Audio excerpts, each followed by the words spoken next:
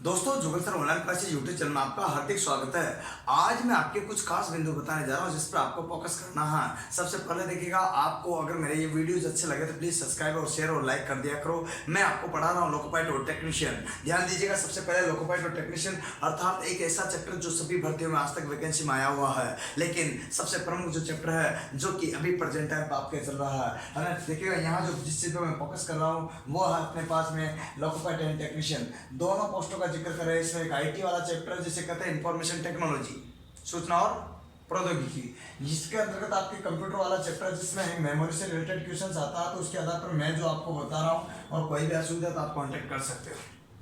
आज जो चैप्टर बता रहा हूँ मैं भी आपके प्रत्येक बंधु के लोकोपाइट में कम से कम 1 या 2 नंबर लेके आएगा, तो जरूर इसे देखिएगा। ज़्यादा बड़ा नहीं लेती नहीं है, लेकिन अगर आपको मेरे वीडियो अच्छे लगते हैं तो प्लीज़ शेयर किया करो, सब्सक्राइब किया करो, लाइक करो। अच्छा, बात बता देना चाहता हूँ, यहाँ पर देखिए क्वेश्चन आपका ये है unit of computer memory measurement, मतलब कंप्यूटर मेमोरी की इकाइयों की माप कौन कौन सी लेंगे, इनके बारे में तुमको जिक्र करना है।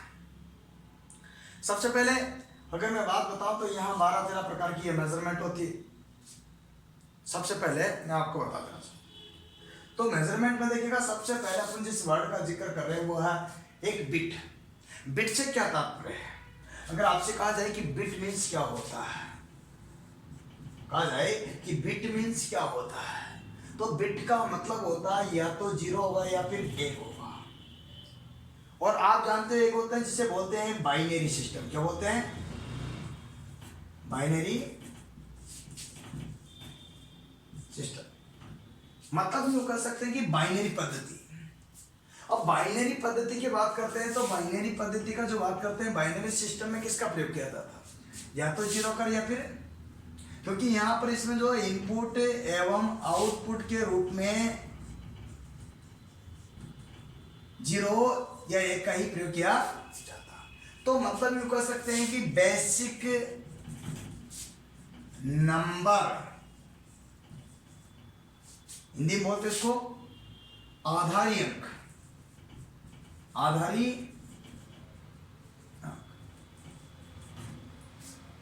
बेसिक संख्या। देखिए बात करते हैं आधारी अंक या बेसिक संख्या, संख्या वर्ड ज्यादा यूज होते हैं। मैं वही जिक्र कर रहा हूं आपसे, बेसिक। तो यूं कह सकते हैं कि आपसे कि बाइनरी पद्धति में जो बेस संख्या होती है, जो आधार संख्या होती है, जो मूल संख्या होती है, वो कौन सी होती है? तो आप बताओगे 0 या 1, क्योंकि इसमें इनपुट आउटपुट के रूप में इसी का ही प्रयोग किया जाता था, 0 या 1। आप भी अच्छी तरह जानते हो 0 का मतलब क्या होता? ऑफ। 0 का मतलब क्या होता? ऑफ। और यहां जो कंडीशन 1 का मतलब क्या होता? ये कंडीशन है ऑन और ऑफ, जिसका मतलब चालू और बंद। इनपुट और आउटपुट के लिए इसका प्रयोग करते हैं, 0 और 1 का प्रयोग करते हैं। तो इसका मतलब आपसे पूछा जाए पहला इक्वेशन कि बाइनरी पद्धति में या कंप्यूटर में या मोबाइल में या लैपटॉप में, जिसमें भी आप यूज करो डिजिटल उपकरणों में, तो बाइनरी सिस्टम के रूप में आधारी अंक कौन से होते हैं? तो बोलोगे द्विआधारी। कितने होते हैं? 2। वहां वर्ड आएगा द्विआधारी अंक।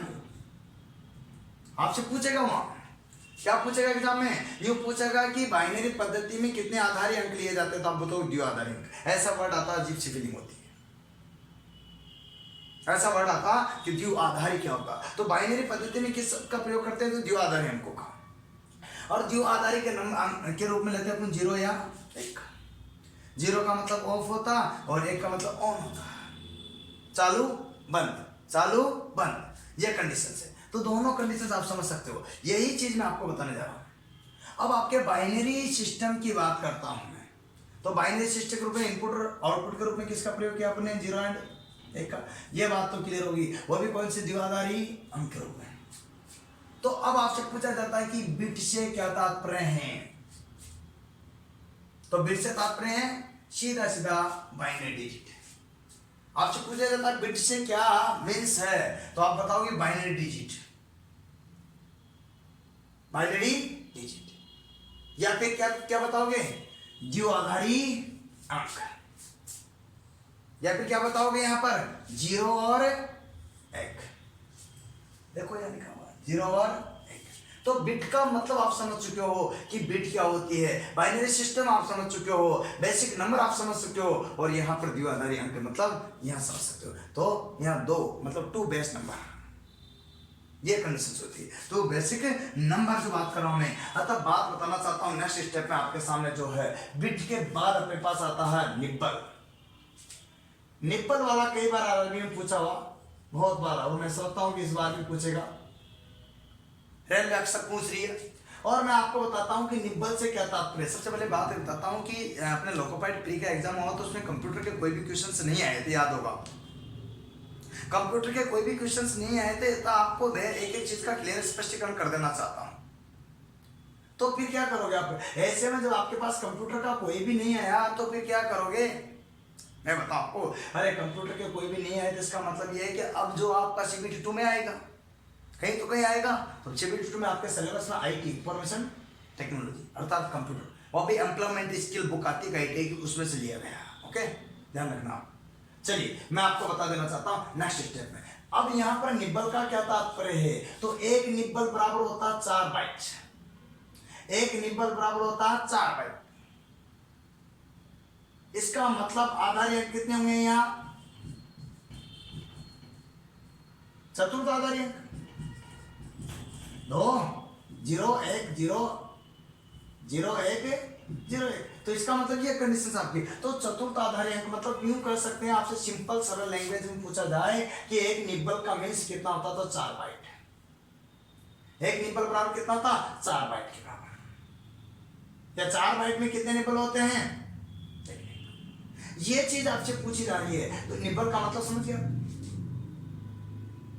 उम्मीद करता हूं ये बात आपको समझ में आ रही होगी। इसके बाद आता देखिएगा यहां पर जो कंडीशन है बाइट। बाइट, एक बाइट कितने सेकंड की होती है, 8 बिट से। अब आपसे क्वेश्चन में पूछ लिया जाता है कि बाइट का मीन्स होता है, तो आप बताओगे 8 आधारी अंक, द्विआधारी कितने प्रयोग लेंगे इसमें, 8 द्विआधारी अंक। ये कंडीशंस आप कर सकते हो। तो यहां जो कंडीशंस है आपसे पूछ लिया जाता है कि एक बाइट में कितने बिट्स होते हैं, तो 8। एक बाइट में कितने बिट्स होते हैं, तो क्या बताओगे 8। अर्थात आपसे ये क्वेश्चन अभी हाल में ही पूछे गए हैं, हर ग्रुप डी में भी आया कि 2 निब्बल में कितने बाइट होते हैं, उल्टा पूछ लिया 2 निब्बल में कितने बाइट होते हैं। तो आपको बता दें 2 निब्बल में 1 बाइट, और 1 बाइट में कितने निब्बल होते हैं, 2।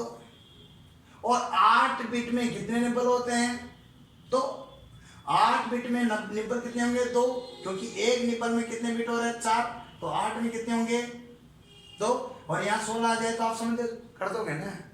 ऐसा कोई भी क्वेश्चन पूछा जा सकता है। तो आपसे पूछा जाता है कि 8 बिट में कितने निब्बल होते हैं, 2, 1 बाइट में कितने निब्बल होते हैं, 2। ये कंडीशन आपको ध्यान रखना, इस टाइप की कंडीशन आता है। अब बाइट की बात करते हैं, तो यहां बाइट का मतलब होता क्या है, कोई भी अगर वर्ड निर्माण कर रहे हैं, वर्ड निर्माण कर रहे हैं, शब्द का किसी का निर्माण किया गया है, और आपसे पूछा जाए कि एक शब्द निर्माण के लिए कम से कम किसकी आवश्यकता पड़ती है, 1 बाइट की। तो बाइट की आवश्यकता, शब्द निर्माण के लिए किसकी आवश्यकता पड़ती है, बाइट की। क्या चाहिए, कम से कम बाइट चाहिए। शब्द निर्माण के लिए कम से कम बाइट की आवश्यकता रिक्वायरमेंट होती है। अतः यहां पर यह शब्द हो गया। आपको यहां नेक्स्ट क्वेश्चन आ जाता है अगला। इनमें से बहुत ज्यादा क्वेश्चन पूछे जा रहे हैं। पहली स्टेप, दूसरी स्टेप। आपके एक और क्वेश्चन पूछा कि बिट से क्या पूछा कि बाइनरी, यहां पर ये पूछा कि कंप्यूटर मेमोरी की सबसे छोटी इकाई कौन सी है। कंप्यूटर मेमोरी की सबसे छोटी इकाई कौन सी है, स्मॉल यूनिट। सबसे छोटी इकाई, सबसे छोटी इकाई यूनिट कौन सी है, अरे बाइनरी पद्धति की सबसे छोटी जो इकाई है वो कौन सी है, आपको बिट। कौन सी हो आपके, bit, small unit. Small bit. कई क्वेश्चंस मैंने बता दिया आपको। तो सबसे छोटी इकाई कौन सी है? बिट। बात समझने की कोशिश करना। नेक्स्ट और बता रहा हूं, बिट का हो गया, बाइट का हो गया, निबल का हो गया। अब पूछ लेता हूं मैं kilo byte. Kilo byte, 1 kilo byte में कितने होते हैं? 1024 बाइट्स। 1024 बाइट्स। आपसे पूछा था 1 किलो बाइट में कितने, 1 किलो बाइट में कितने बाइट होते हैं? 1024 बाइट। आपसे पूछा था 1024 बाइट की वैल्यू किसके बराबर होती है? तो 1 किलो बाइट के बराबर। बात समझ रहे हो ना? 1 किलो बाइट के बराबर। आपसे यूं पूछ लिया जाता है कि 1 मेगाबाइट में कितने केबी होते हैं? तो 1024 केबी। आपसे यूं पूछ लिया जाता है 1024 केबी वैल्यू किसके बराबर होती है? तो 1 एमबी मिली मेगाबाइट। इसके बाद आपसे पूछ लिया जाता है कि 1 जीबी गीगाबाइट में कितने एमबी होते हैं? तो आपको बताना 1024 एमबी। आपसे पूछ लिया जाता है 1024 एमबी किसके बराबर होते हैं? तो 1 जीबी के बराबर। क्वेश्चन अलग अलग तरीके से, ऐसे ऐसे ऐसे ऐसे। अब आपसे क्वेश्चन पूछ लिया जाए कि 1 टीबी टेराबाइट में कितने होते हैं जीबी? 1024 जीबी। तो 1024 जीबी की वैल्यू किसके बराबर? 1 टीबी के बराबर। बात समझ रहे हो?